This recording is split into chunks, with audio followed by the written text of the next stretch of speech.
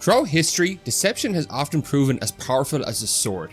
Here we're going to delve into some of the most audacious bluffs ever pulled, from the bold gamble of leaving your fortress gates wide open to the cunning invention of a fictitious epidemic.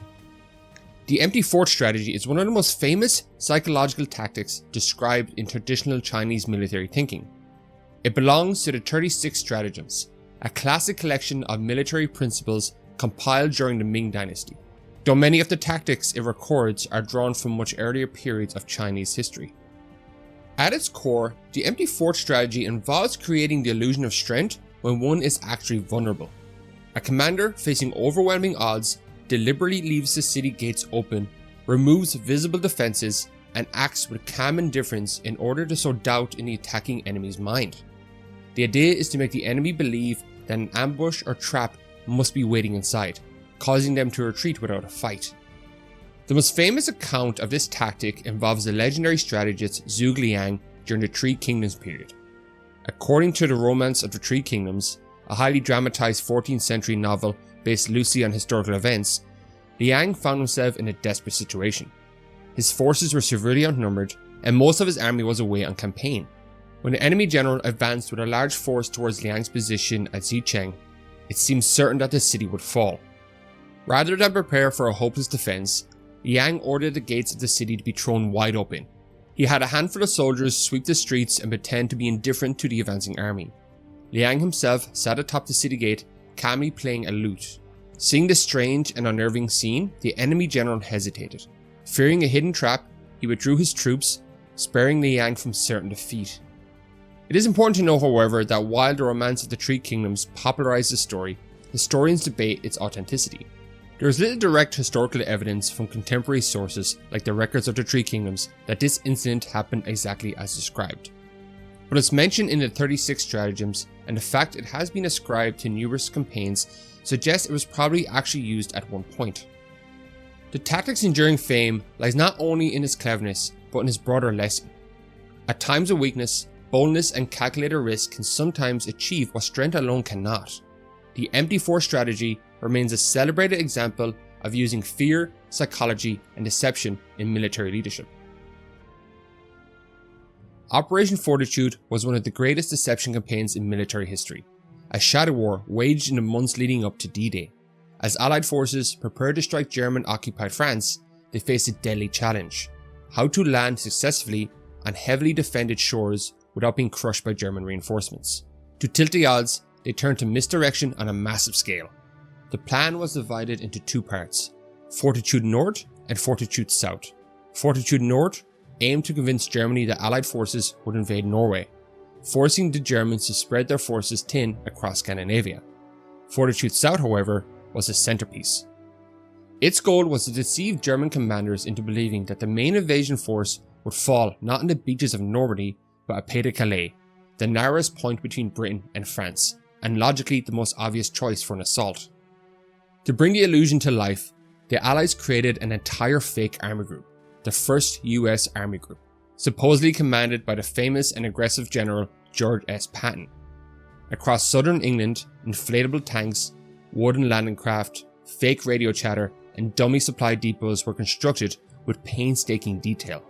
From the air, from spies, and from intercepted communications, it appeared that a vast force was massing directly across the channel. Perhaps most critically, the Allies relied on a network of double agents embedded within German intelligence network. The most important of these was Juan Pujol Garcia, codenamed Garbo, whose carefully planted false reports convinced German high command that Normandy was a feint. When the Allied Armada set sail and struck the Normandy beaches on June 6, 1944, German commanders hesitated. Despite heavy resistance by German coastal defences, High Command believed that the main blow was still yet to come at Calais. For days after D-Day, Germany withheld some of its best units, including panzer divisions, waiting for an attack that never came. This delay allowed Allies to establish a crucial foothold and begin the slow, bloody push into occupied France. Operation Fortitude was a stunning success. By misleading German forces and tying down thousands of troops far from the true battlefield, it helped secure one of the most important victories of the Second World War. The fall of Normandy opened the road to Paris, and from there, the slow collapse of Germany began. the story of Fortitude remains a masterclass in the art of deception. Proof that wars are not always decided by armies clashing head-on, but sometimes by convincing the enemy to fight shadows instead of men. In the sweltering heat of August 1812, the war between the United States and Britain alongside its Canadian colonies raged across a divided continent. Here, one of the boldest deceptions in North American history unfolded on the banks of the Detroit River.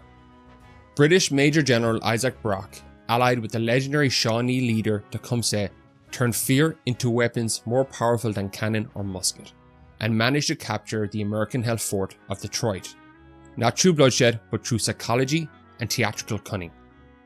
Inside Fort Detroit, Brigadier General William Hull sat atop a powder keg. Commanding over 2,000 men, many poorly supplied, Hull was a man worn thin by doubt. Across the river, Brock could only muster roughly 1,300 men, a mix of British regulars, Canadian militia, and Tecumseh's native warriors. A direct assault on Detroit would have been risky, potentially disastrous. But Brock understood his enemy better than Hull understood himself. Understanding Hull's fears, particularly his fear of native warriors, whose style of warfare was often sensationalized and feared by American commanders, Brock devised a bold deception. A forged letter, captured with suspicious ease, warned that Amherstburg already teemed with 5,000 native warriors, more than the British could even feed. In truth, there were barely 600. But Brock knew Hull's mind. The American general was haunted by exaggerated tales of indigenous warfare. The deception deepened.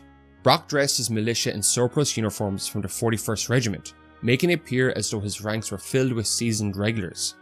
He also ordered far more campfires than necessary to give the impression of a larger army. Then came Brock's final stroke. He dispatched a threatening letter to Hull, warning of the horrors his native allies would unleash should a battle commence. He suggested that if the Americans resisted, he would be unable to restrain the indigenous warriors from exacting vengeance. This psychological manipulation was calculated and brutal. It played directly into Hull's racial fears and moral anxieties, casting surrender as the only humane choice. Though rattled, Hull rejected Brock's demand for surrender. On August 15th, the British siege began in earnest. Artillery positioned on the Canadian side of the Detroit River unleashed a steady bombardment on Fort Detroit that continued throughout the afternoon.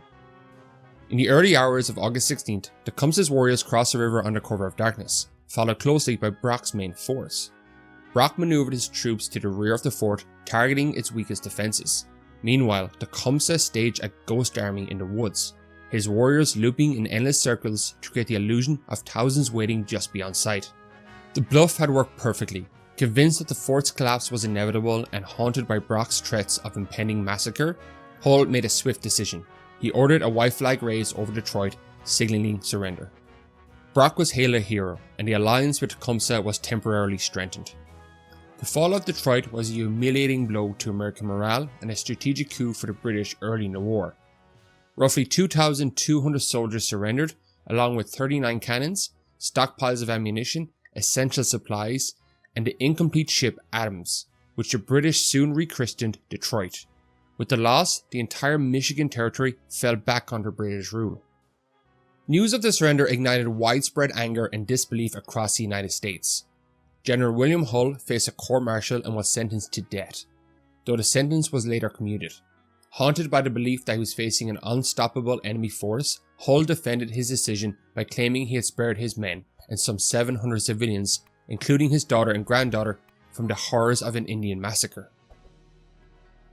During the Fernandine Wars, the Kingdom of Portugal faced repeated military threats from its neighbour to the east, Castile. Monção, a strategic town along the border, soon became a target. Castilian forces under the command of Pedro Rodriguez Sarmiento laid siege to the town, aiming to force its surrender not through direct assault, but by cutting off supplies and starving the defenders into submission. Days dragged into weeks. Inside Monção, hunger gnawed at the defenders as their food stores withered away. Morale frayed, and whispers of surrender began to stir. But Dayu La Dayu Martin, wife of Monaco's commander, refused to allow despair to claim the town. A woman of fierce spirit, she understood that battles were not won by swords alone. As Castilian banners snapped in the wind and siege engines rumbled into place, she hatched a daring plan. With the town's final handfuls of flour, she ordered bread baked, not to feed the starving townsfolk, but to feed the enemy's fear. She stood atop the walls and boldly tossed the bread over the battlements and proclaimed, "To you who, unable to conquer us by force of arms, have wanted to surrender us by hunger, we, more humane, and because thanks to God we find ourselves well provided for, seeing that you are not satisfied, we send you this to help, and we will give you more if you ask for it." To the astonished Castilians, it was a brazen insult, a gesture that mocked their efforts. It suggested that Mancau's supplies were so abundant that defenders could afford to throw away food. In an age where sieges were often decided as much by patience and starvation as by force of arms, the psychological blow was devastating. The Castilian leaders hesitated. Their own ranks were stretched thin, men sickened and died daily from disease and malnutrition, supplies were running dangerously low. If Mancau could hold out indefinitely, the siege would be their ruin. Reluctantly, they withdrew, their dreams of conquest shattered not by cannon or blade, but by a handful of bread. Dayu de la Lu's act of defiance etched her name into the soul of Mancau. To this day, she is celebrated as a symbol of courage, cunning, and fierce patriotism, and a statue of her stands in the heart of the town. In the winter of 1942, amid a turmoil of occupied Poland, two physicians in the town of Rozwadów, Dr. Eugeniusz Lesowski and Dr. Stanislaw Matulewicz, devised a daring plan to protect their community from the horrors of forced labor and deportation.